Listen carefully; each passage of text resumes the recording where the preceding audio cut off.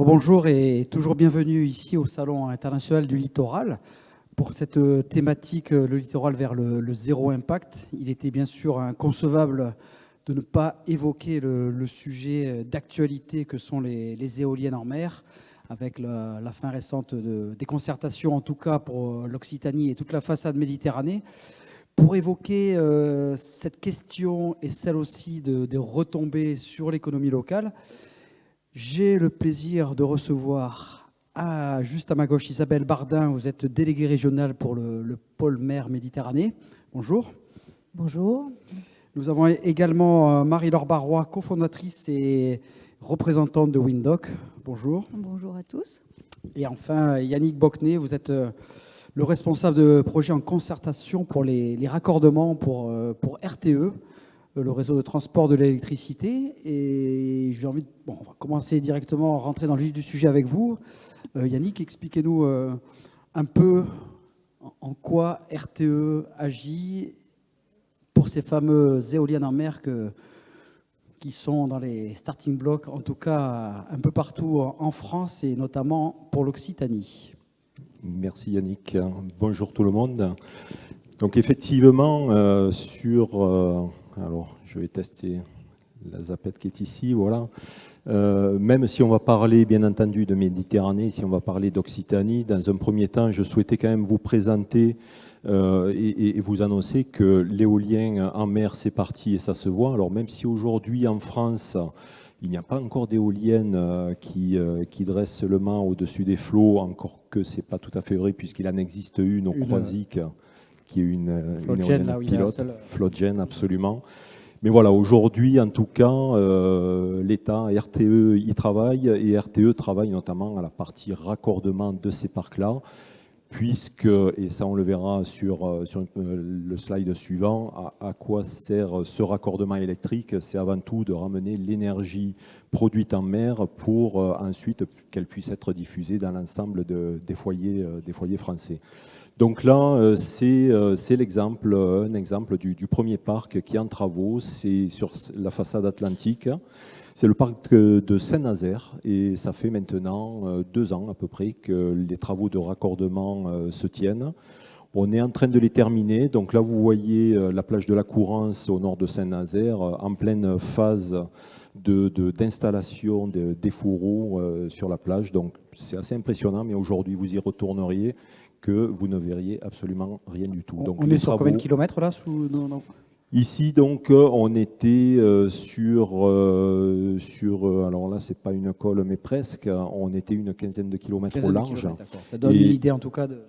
Et avec, par contre, des travaux importants aussi à l'atterrage pour rejoindre le poste de raccordement. Donc ces travaux ont démarré et on espère que les suivants, en tout cas en Méditerranée, se lancent aussi. Donc on le voit sur cette carte de France, on a l'ensemble des projets actuellement, donc certains projets qui sont lancés, donc comme Saint-Nazaire, les travaux sont en cours et très bien avancés. On a également le parc de Fécamp, Saint-Brieuc, Courseulles-sur-Mer, dont les travaux vont démarrer incessamment sous peu. Donc le raccordement en premier, parce qu'on a quand même des travaux lourds et importants à réaliser.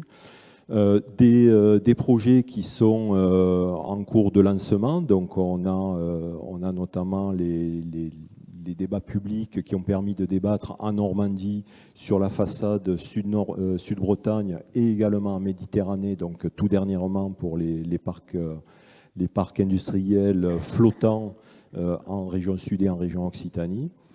Et on a donc le parc également de Dunkerque qui est en cours de développement, ainsi que Dieppe-le-Tréport et puis Noirmoutier. Donc tout ce programme-là est basé sur la programmation pluriannuelle de l'énergie lancée par l'État et qui sera appelé à se renouveler, notamment à horizon 2023-2024. Et nous y travaillons déjà. Donc pour RTE, que représentent ces raccordements? Donc déjà, ce sont 200 salariés au sein de notre entreprise qui travaillent sur ces raccordements. Ce programme-là, c'est pratiquement 1250 km de liaison. Alors, ce n'est pas uniquement les raccordements des fermes pilotes ou des fermes industrielles, c'est également des interconnexions. Donc là, vous les voyez avec les petits traits jaunes. donc entre la France et l'Espagne, la France et l'Angleterre, mais également la France et l'Irlande. Donc c'est tout ce réseau-là, alors qu'il soit à terre, le réseau RTE terrestre qu'on connaît bien, mais également tout ce réseau que l'on déploie en mer aujourd'hui, qui permet de mailler le territoire et de favoriser, de contribuer à la transition énergétique dont on entend beaucoup parler en ce moment. C'est quoi un raccordement d'un parc éolien en mer? Donc là, c'est pour que vous ayez une figuration un peu vraiment déjà le parc d'éoliennes, ça c'est opéré par les industriels qui vont déployer ces parcs-là, notamment à l'issue des appels d'offres. Et ensuite, le métier et l'action de RTE démarre à partir du poste électrique en mer qui permettra de collecter toute cette énergie-là pour pouvoir la ramener à terre au travers d'un ensemble de liaisons sous-marines, souterraines, et on vient injecter cette électricité produite au large dans un poste de raccordement qui, lui, se trouve à terre et au plus près des territoires pour pouvoir les irriguer. Donc moi, je vais vous présenter... Alors oui, j'allais vous dire, Marie-Laure Barrois, présentez-nous votre groupe d'acteurs Windoc. Comment vous inscrivez dans ce projet justement d'éolien? Alors la dynamique Windoc, c'est un groupement d'acteurs en Occitanie qui a été co-créé avec la région Occitanie, l'Agence de développement économique, le cluster Sémater des énergies renouvelables terrestres et le pôle mer Méditerranée. Donc je fais juste un petit rappel sur les actions éoliennes en Occitanie. Donc en 2022, ce sont les 2 fermes pilotes qui vont monter en phase opérationnelle et puis l'appel d'offres AO6 qui va être lancé en début d'année 2022. Et donc on est fiers de dire en Occitanie, nous sommes prêts, les acteurs sont prêts. Et dans la slide suivante, on va pouvoir voir que nous avons 170 acteurs, 170 entreprises qui sont prêtes pour agir dans la filière de l'éolien et 25 académiques. Et pour ça, on se dote d'outils qui vont permettre aux donneurs d'ordre d'identifier des acteurs sur le territoire. Donc on est en train de créer un annuaire qui sera bientôt en ligne et cet annuaire recensera les acteurs, les académiques et pourront y piocher les donneurs d'ordre et les développeurs, les compétences nécessaires pour la chaîne de valeur. La chaîne de valeur sera développée par Isabelle un petit peu plus tard. On y trouvera aussi les différents métiers utiles. Qu'est-ce qu'on fait aussi pour les entreprises? On crée des rendez-vous B2B dans lesquels elles peuvent rencontrer les donneurs d'ordre, les développeurs, mais aussi initier des projets de recherche et développement. On a une journée filière dans laquelle on organise des ateliers. Des ateliers l'an dernier avait porté sur les thématiques de l'environnement, la recherche et développement, les certifications. Donc on avait invité le bureau DNV et également des ateliers sur les appels d'offres. Donc on accompagne les entreprises, on accompagne aussi les développeurs pour qu'ils puissent identifier les entreprises sur le territoire, des entreprises qui veulent se diversifier, qui sont dans le secteur de l'aéronautique, par exemple, de la mécanique. Donc, on a des partenariats avec les clusters Aerospace Valley, avec la mécanique Valley également. Il y a une forte présence des entreprises dans l'éolien terrestre qui ont des compétences qui peuvent être apportées sur l'éolien en mer. Et également les entreprises de l'oil and gas. Merci. Peut-être Isabelle Bardin, le rôle du pôle mer dans tout ça. Expliquez-nous. Alors, le pôle mer, donc, est un pôle de compétitivité qui existe depuis 2005, a un domaine d'activité stratégique qui est axé sur les activités marines renouvelables et notamment ici sur l'éolien flottant. C'est un sujet sur lequel on travaille depuis de nombreuses années. Et comme le signalait Marie-Laure, il y a effectivement, dans le cadre de la dynamique Windoc, on travaille sur un annuaire en Occitanie des acteurs, mais le pôle mer, lui, est un pôle sur la façade méditerranéenne, et on travaille aussi donc en région sud, ce qui fait qu'on s'est concerté avec ADOC notamment pour que l'annuaire qui va sortir sur l'Occitanie soit, disons, la même méthodologie, les mêmes rubriques que celui qui sera pour la région sud, sur lequel on travaille aussi.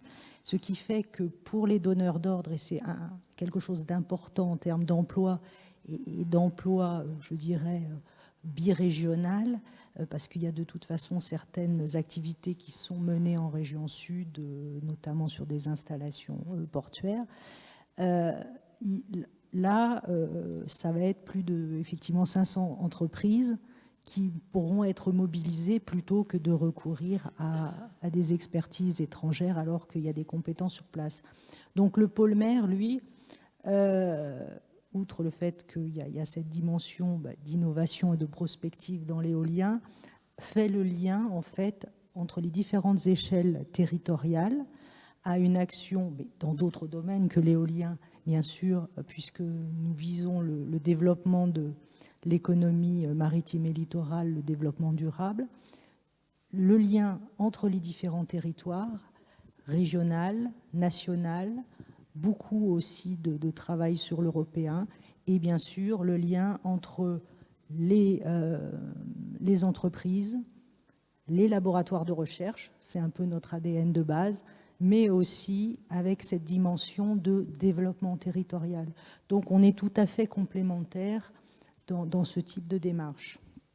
Et c'est pour ça que même si on n'est pas forcément connu sur la formation, aujourd'hui j'interviens pour Windoc aussi, pour vous parler un peu plus des enjeux en termes d'emploi et de formation, parce que cette slide l'illustre. On assiste depuis plusieurs années dans l'éolien terrestre et bientôt et déjà dans l'éolien flottant à une croissance du nombre d'emplois. Donc il y a un vrai enjeu. Cet enjeu en Occitanie a été tout à fait bien perçu par les acteurs. Et par exemple, la DREAL et la DIRECT, dès 2018, ont mené une étude pour vérifier que les besoins en main-d'œuvre dans l'EOF pourraient être, et dans quelle mesure ils étaient potentiellement remplis par le bassin d'emploi local. Et ça a permis de mettre en fait en exergue quelques spécificités des métiers de l'éolien flottant. Alors, déjà, en termes de volume de main-d'œuvre et d'emploi, ils se sont heurtés à plusieurs difficultés. C'est que c'est assez difficile de programmer à la fois les projets. Ensuite, on passe de fermes pilotes à des parcs commerciaux. Donc là aussi, le changement d'échelle peut générer plus d'emplois, mais il peut y avoir des économies aussi en termes d'industrialisation des process. Il n'y a pas de GPEC sur le domaine. Sur ce qui a été vu, et ça c'était une donnée intéressante, et c'est très intéressant pour les industries déjà implantées en Occitanie, c'est qu'il n'y a pas forcément de nouveaux métiers. Voilà, finalement, ils ont trouvé qu'il y avait les métiers existants auraient finalement besoin d'acquérir de nouvelles compétences et une marinisation, bien sûr, de certaines activités, notamment dans les métiers de l'assemblage, de l'installation, de la maintenance. Mais par rapport à de l'éolien offshore posé, où on a des besoins maritimes beaucoup plus forts, alors que là, il y a pas mal d'opérations qui sont faites sur terre, dans les ports, où la région investit beaucoup, d'ailleurs, à Port-la-Nouvelle, et qui permettra de faire pas mal d'opérations à la fois en termes d'installation et aussi de grosse maintenance. Donc, des besoins, finalement, qui existent déjà, et autre constat de cette étude, c'est qu'il y a à peu près 3/4 des emplois qui devraient être créés qui portent sur 10 métiers. Une dizaine de métiers. Hein. Voilà, lesquels? une dizaine de métiers. Donc là, là, ça a sauté dans ce qui a été aperçu. Le problème étant que sur ces 10 métiers, vous avez déjà au moins 6 ou 7 qui sont en tension, qui étaient en tension en 2018. Et donc là, il y a un vrai enjeu, et la région y travaille aussi à travers différentes formations et dispositifs de combler ces métiers, même si là, il y a un besoin total estimé de 10 500 équivalents temps plein, mais bien sûr, c'est sur une durée assez longue. Et les besoins vont surtout commencer en 2023, 2027, il y a un certain nombre de pics. Mais voilà, donc des métiers qui existent, mais qui sont déjà en tension. Donc il y a une vraie question de marinisation et aussi d'attractivité de certains de ces métiers. Parce que bon, on sait que là, par exemple, c'est la maintenance qui est un des gros sujets. J'allais vous demander quel secteur était impacté, la maintenance notamment. Il y a la maintenance. Alors, il va y avoir aussi, et ça c'est plutôt bien pour nos industries aussi un peu traditionnelles et pour des ports comme Sète, il y a des besoins aussi en termes de marins, de pilotes. Il y a des besoins, comme d'habitude, mais dans plein d'industries de soudeurs chaudronniers. Donc, il y a des reconversions aussi possibles de certains bassins d'emploi vers des emplois d'éolien. Et donc, comme je le disais, il n'y a pas forcément de nouveaux métiers, mais attention quand même, il y a aussi beaucoup de besoins des entreprises en termes de recherche et développement sur des sujets très différents. Ils étaient mentionnés sur la slide précédente. Et ce qui veut dire qu'il va y avoir aussi des emplois ouverts et des formations attractives pour des chercheurs. Et derrière, des retombées, je dirais, en termes d'innovation, mais aussi de croissance, d'activité et derrière du coup d'emploi dans d'autres secteurs qui vont bénéficier en fait des innovations nécessaires pour l'éolien, que ça soit dans les matériaux, que ça soit aussi pour l'Occitanie dans la mesure des impacts environnementaux, dans la prévention des risques, dans éventuellement des activités, on parle d'activités multitrophiques intégrées. Les éoliennes peuvent être aussi des endroits où on fait autre chose, où on peut tirer parti.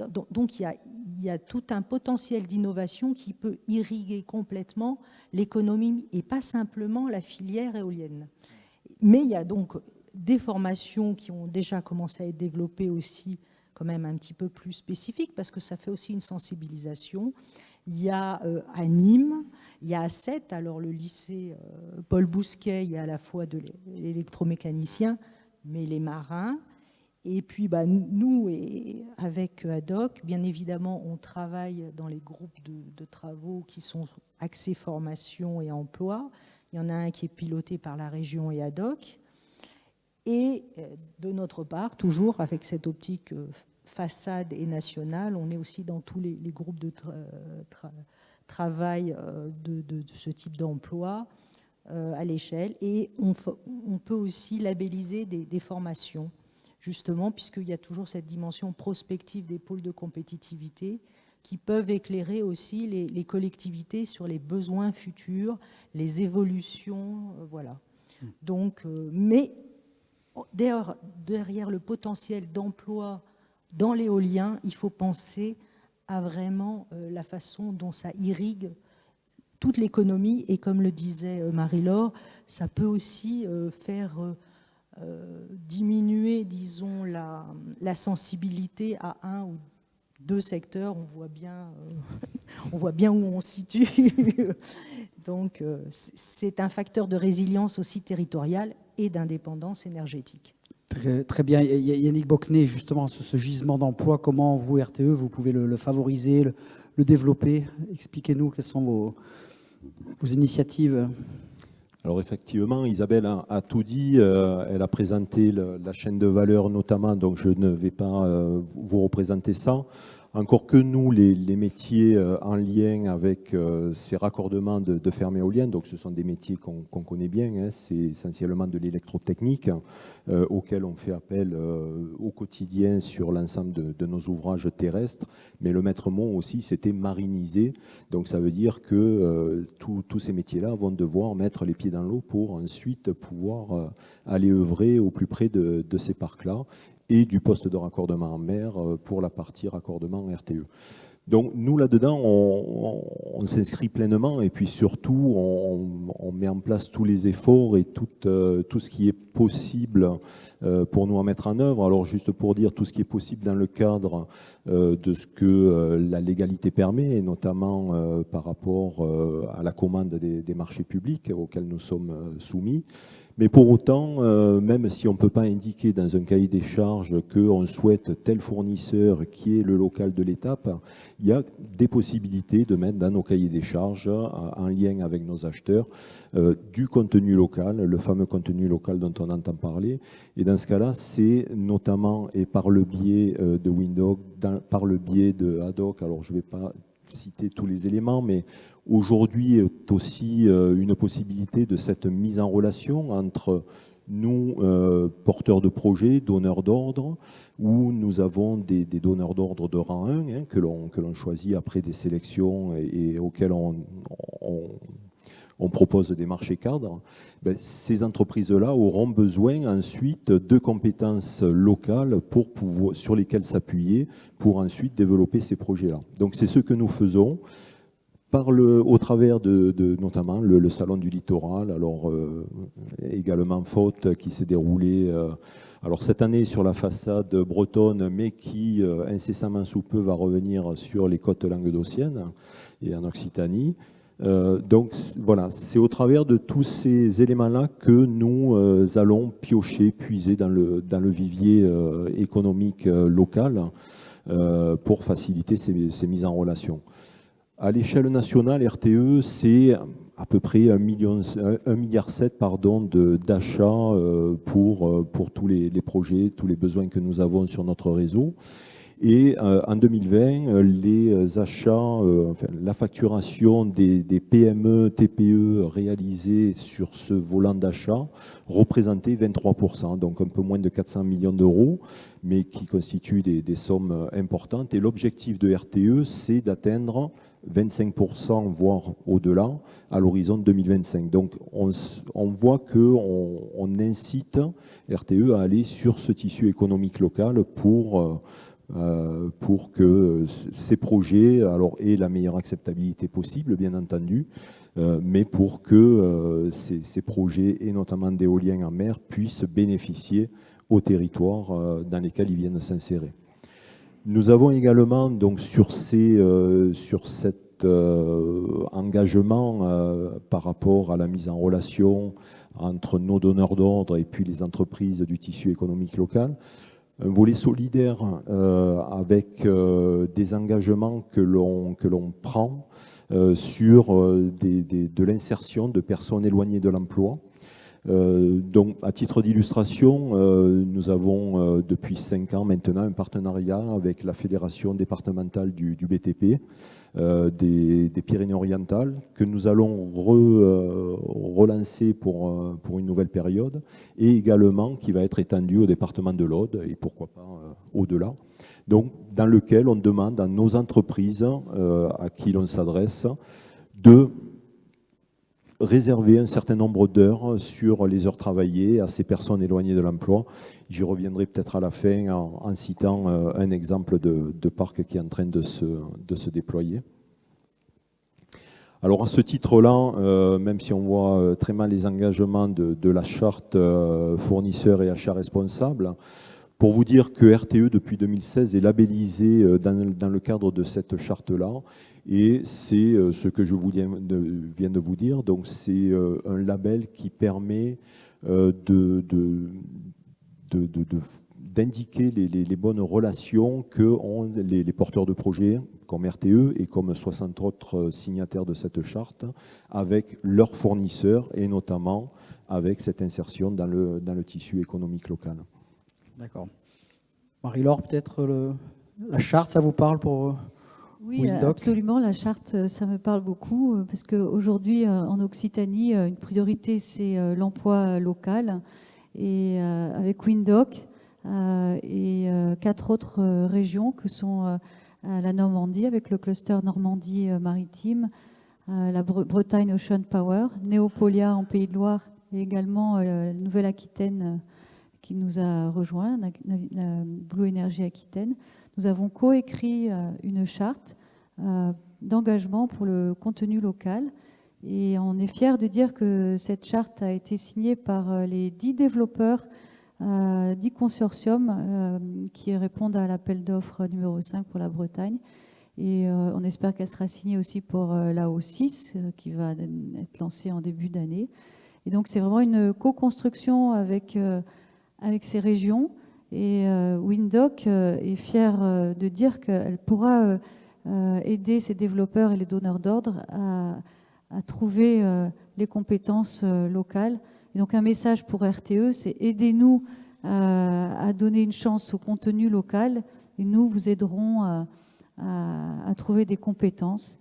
Et c'est aussi une chance pour les entreprises locales de se développer sur d'autres régions, mais également à l'international, parce que Windoc crée des partenariats avec la Norvège, avec l'Écosse, la Grande-Bretagne, et on a été invité aussi en délégation française par le gouvernement néerlandais. Et donc, c'est des possibilités pour ces entreprises de travailler à l'étranger, mais aussi de créer des partenariats sur le territoire. Merci. Yannick Bockner, on en parlait, ces éoliennes, on les imagine, les projets à fleurs, et vous avez quand même du concret. Parlez-nous de l'expérience, du retour d'expérience de Fécamp sur ce qui est en train de se passer et sur les retombées sur l'emploi local. Alors effectivement, j'ai ouvert un peu cette table ronde avec mon album photo plutôt sur la façade atlantique. Là, je vais continuer un peu sur la façade normande. Donc nous avons ce parc, ce raccordement du parc éolien en mer de Fécamp qui bat son plein et qui est même en train de se terminer, puisque ça fait 1 an et demi que nous sommes en travaux pour assurer ce raccordement-là. Et ça se voit là aussi, puisqu'on a des travaux à l'atterrage dans le port de Fécamp qui sont assez remarquables, avec cette ancienne digue historique qu'il a fallu démonter proprement pour ensuite la réinstaller. Donc ça a été un travail important. Des travaux sous voirie, donc ça aussi, même si on parle de travaux en mer, il faut savoir que de par le raccordement, il y aura, avec ces développements de parcs éoliens en mer, des travaux sous voirie, de réfection de chaussées, de terrassement pour la partie réalisation ou extension de postes de raccordement.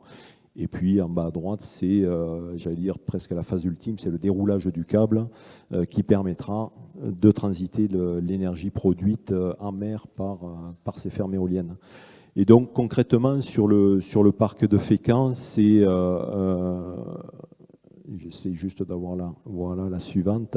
On a un peu les chiffres des retombées. Donc les chiffres, alors déjà les chiffres, Fécamp c'est 18 km de liaison sous-marine, c'est 32 km de liaison double terrestre, 12 km de liaison simple, donc ça commence à être des infrastructures importantes, aussi bien en mer qu'à terre.